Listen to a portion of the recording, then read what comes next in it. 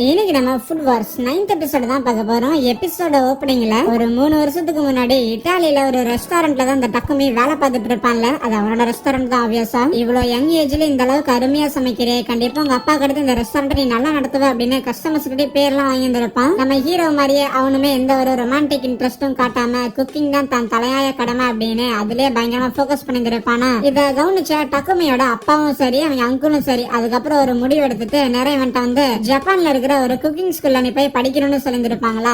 நான் ஏன் போய் படிக்கணும், அதான் ஏற்கனவே நான் சூப்பராவே சமைக்கிறேனே. இருந்தாலும் டக்குமியோட அங்கிள் இங்க பாரு, கண்டிப்பா அது பயங்கர ஃபேமஸான வேர்ல்ட் ஃபேமஸான ஒரு ஸ்கூல், சரியா? அதுக்கான செலவு எல்லாத்தையும் நானும் உங்க அப்பாவை மட்டுமே பாத்துக்கோ. நீ ஒன்ஸ் அங்க போயிட்டு வா, அதுக்கப்புறம் ரிசல்ட் என்னன்னு உனக்கே தெரியும். டக்குமியோட தம்பியுமே நீ எங்க போறியோ நானும் வரேன்னு பெருசதுக்கு அப்செக்ட் எல்லாம் பண்ணிருக்க மாட்டான். பிளஸ் டக்குமியோட அப்பா இருக்கிறாருல, அவரோட மைண்ட்ல எப்படியும் இன்னும் ஒரு 2-3 வருஷத்துலயே டக்குமி என்னோட பெட்டரா சமைக்க ஆரம்பிச்சிருவான். ஆனா அவனை விட பெட்டரா இருக்கிற ஆளுங்களை அவன் ஃபேஸ் பண்ணும்போதுதான் அவன் இன்னுமே தலை சிறந்து விளங்க முடியும்னு சொல்லி அவங்க அப்பா இந்த ஸ்கூலுக்கு சேர்த்துறதுக்காக ஒத்துந்திருப்பாரு. ஈவன் இந்த ஸ்கூலுக்கு வரும்போது டக்குமியோட மைண்ட் செட்டுமே என் வயசுல இருக்கிற பசங்க கிட்ட நான் தோக்குறதுக்காக இங்க வரல, தோக்கவும் கூடாது அப்படிங்கிற மைண்ட் செட்ல தான் இருந்திருப்பான். அப்பதான் செரிமனி ஃபங்க்ஷன் அப்ப நம்ம ஹீரோவும் நல்லா பணக்கார பசங்களா இதுக்கு முன்னாடி எந்த ஒரு கடையிலயும் கஸ்டமர்ஸ் மூடி நின்று வேலையெல்லாம் பார்த்துருக்க மாட்டேங்கன்னு நினைக்கிறேன். ஆகையால் உங்ககிட்ட நான் ஒன்னும் தோக்க போறது கிடையாது, நான் தான் இந்த ஸ்கூலோட டாப்ல இருக்க போறேன் அப்படின்னு ஹீரோ சொல்லியிருப்பான்ல. இது நம்ம டக்குமையா காண்டேத்தி இருந்திருக்கோம். யார பார்த்து கஸ்டமர் மாடி நிக்கலன்னு சொல்றேன்னு அதுவும் ஒரு ஆடட் வெறியா அந்த இடத்துல கொடூரமா சமைச்சு கொடுத்துருப்பானுங்க.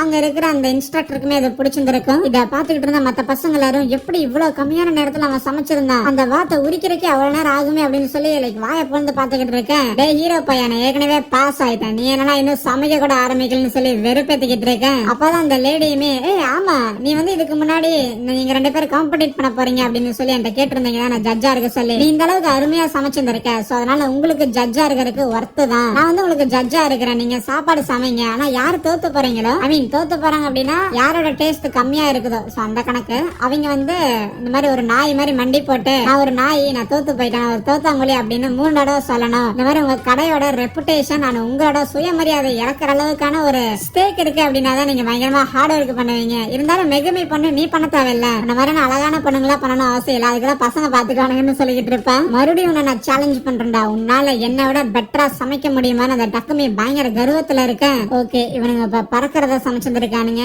ஒரு வாத்தை ஒண்ணு சமைச்சிருக்கானுங்க. அந்த வாத்தை பீட் பண்ற மாதிரி இப்ப நான் வேற ஏதோ ஒண்ணு சமைச்சாகணும், என்ன சமைக்கலாம்னு யோசிச்சுட்டே இருந்தவனும் அந்த டக்குமி இங்க நிறைய சிக்கன் ராபிட்ல கூட இருக்குதுன்னு சொன்னான்ல, அதை யோசிச்சு பார்த்துட்டு இந்த மல்லிகை சாமான் போய் 8 வரையான்னு மெகுமி கிட்ட ஒரு லிஸ்ட கொடுத்துட்டு நேரா அந்த ஜட்ஜ் இருப்பாங்களா சோ அவங்க கிட்ட போய் ஒரு கிராஸ் வெரிஃபை பண்ணிக்குவான். இந்த இடத்துல இருக்கிற எந்த பொருட்களை வேணாலும் நாங்க பயன்படுத்திக்கலாம் தானே குக்கிங்க்குன்னு. அவங்களுமே பண்ணிக்கலாம்னு சொல்ல அப்படின்னா இதை எடுத்துக்கிறேன்னு அவங்களோட ஸ்நாக்ஸ் பிடிக்குவானா. டே டக்குமி பையன் அந்த ஸ்நாக்ஸ் கொஞ்சம் கையில வச்சிரு, சாப்பிடாத நான் வந்துடுறேன் அப்படின்ட்டு அங்கிருந்து போக எங்க போறான்னு எனக்கு ஒண்ணுமே புரியல. ஒரு பக்கம் மெகுமி என்னன்னா இந்த காய்கறி எல்லாம் பறிச்சுக்கிட்டு இருக்கும் போது நம்ம ஹீரோ இருக்கிற கோழிங் கூட எல்லாம் சண்டை போட்டு அதோட முட்டைகள் ஆட்டை போட்டு இருப்பான். அதுவே ஏகப்பட்ட பசங்க சாப்பாடெல்லாம் சமைச்சிருப்பாங்க. இருந்தாலும் நிறைய பேர் சாப்பாடு சரியில்லை, இன்னும் டைம் இருக்குல்ல சமைங்க அப்படின்னு சொல்லி ஏகப்பட்ட பேர் ஃபெயில் ஆகிட்டு இருப்பாங்க. அப்பதான் இந்த இன்ஸ்ட்ரக்டர் இதுக்கு முன்னாடி இந்த ஸ்கூல்ல படிச்சிருப்பாங்கல்ல சோ அப்பவே பயங்கர ஒரு மாதிரி டெரரான ஒரு ஸ்டூடெண்டா தான் இருந்திருப்பாங்க. இப்ப வேணா வெளி தோற்றத்துல அவ்வளவு டெரரா இல்லாம இருக்கலாம், ஆனா இன்னும் அவங்களோட ஜட்ஜ்மெண்ட் அந்த அளவுக்கு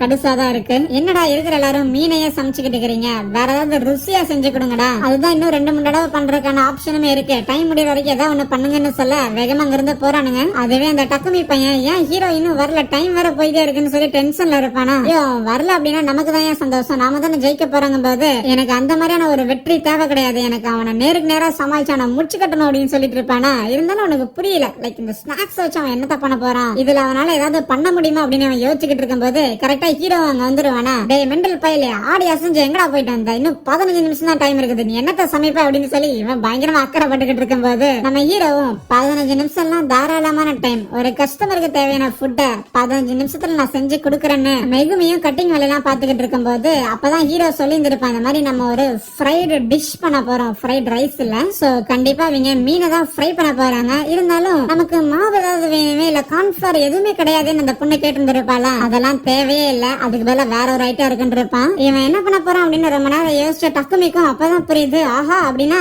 இவன் இந்த ஸ்நாக்ஸ் தான் ஒரு மாவு மாதிரி பயன்படுத்த போறானு. அதே மாதிரிதான் அந்த மீனை ஃப்ரை பண்றதுக்காக மாவை பயன்படுத்தாம இந்த ஸ்நாக்ஸ பொடியாக்கி அதுல முக்கி வச்சு ஃப்ரை பண்றானுங்க. அதுக்கப்புறம் சமையல செஞ்சு கொண்டு போய் கொடுக்கும் போது அதை பார்க்கும் போது எனக்கு ரொம்ப ரொம்பவே பிடிச்சிருந்திருக்குமா.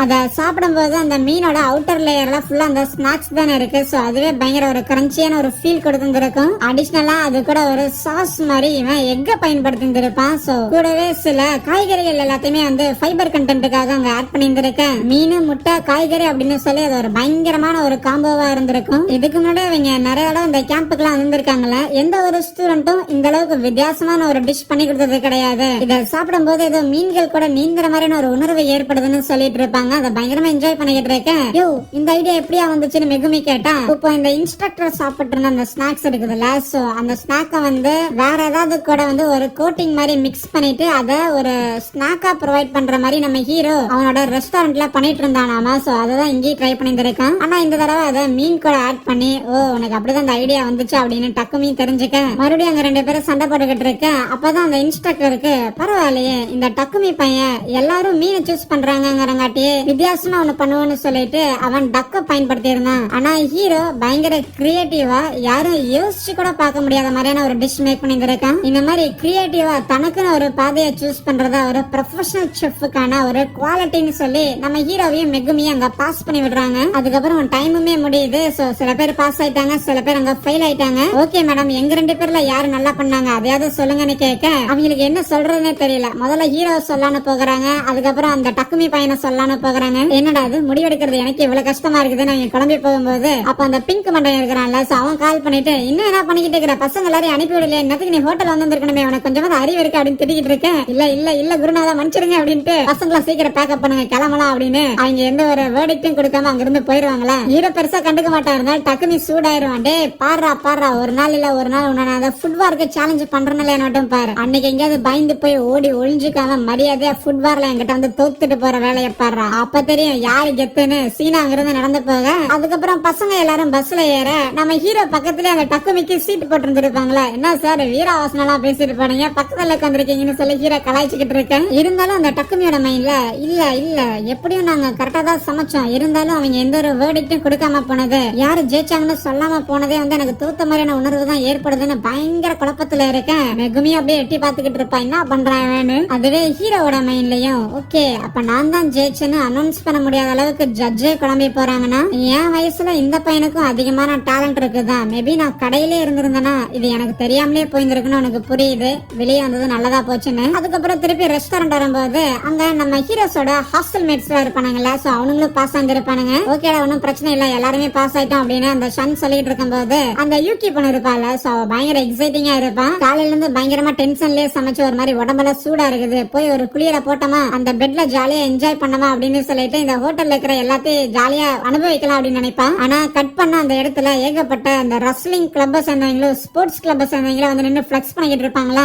என்ன மேட்டர்னு பார்த்தா இவங்க இந்த இடத்த பொறுத்த வரைக்கும் ஒரு எம்ப்ளாயா தானே ட்ரீட் பண்ணப்படுவாங்கன்னு ஏற்கனவே சொல்லிட்டாங்க. சோ இப்போ இவங்க எல்லாரும் கஸ்டமர்ஸ் யாரு, இந்த ரஸ்லிங் கிளப் இந்த ஸ்போர்ட்ஸ் கிளப்ல இருந்து வந்தவங்க எல்லாரும். இவங்க எல்லாருக்கும் நீங்க சாப்பாடு சமைச்சு கொடுத்தாகணும். இவங்க எல்லாருக்கும் நீங்க சமைச்சு கொடுத்ததுக்கு அப்புறம் டைம் இருந்துச்சுன்னா நீங்க சமைச்சு சாப்பிட்டுருங்க. உங்களுக்கு எல்லாம் இங்க யாரும் சமைச்சு கொடுக்க போறது இல்லங்கும் போது யூகேக்கு இடியா விழுகும். ஆனா இதுல ஒரு செக் இருக்குது, நீங்க இந்த டைமுக்குள்ள இவங்களுக்கு சமைச்சு கொடுத்தாகணும். அப்படி கொடுக்கலன்னா இந்த ஸ்கூல் விட்டு நீங்க துரத்தி அடிக்கப்படுவீங்க போது அவசரமா போயிட்டு எல்லாரும் சமைக்க ஆரம்பிக்கிறாங்க. என்னடா இந்த சாப்பாடு டீமனுக்கு சமைச்சு கொடுத்த என் வாழ்க்கையை அழிஞ்சு போயிரும் போலன்னு அந்த யூகி புலம்பிக்கிட்டு இருக்க நம்ம ஹீரோ தான் ரெகுலரா கடையில சமைக்கிறோம்னாச்சு டக்குன்னு 50 பிளேட்டை சமைச்சு கொடுத்துட்டு முதல்ல அதை கிளியர் பண்றான். ஐயோ அதுக்குள்ள 50 பிளேட் சமைச்சுட்டானா, நான் 45 தானே சமைச்சிருக்கேன்னு இதுலயும் அந்த டக்குமி பையன் போட்டி போட்டுக்கிட்டு இருக்கேன். அப்படியே சீன் கட் பண்ணா இன்னொரு பக்கம் இந்த பிங்க் கலர் முடி வச்ச ஒரு இன்ஸ்ட்ரக்டர் ஒருத்தர் இருப்பான்ல, அவன் ஏதோ டென்ஷன்ல இருக்கிற மாதிரி காமிச்சு அங்கே இந்த ஒரு எபிசோட முடிக்கிறாங்க. So thank you.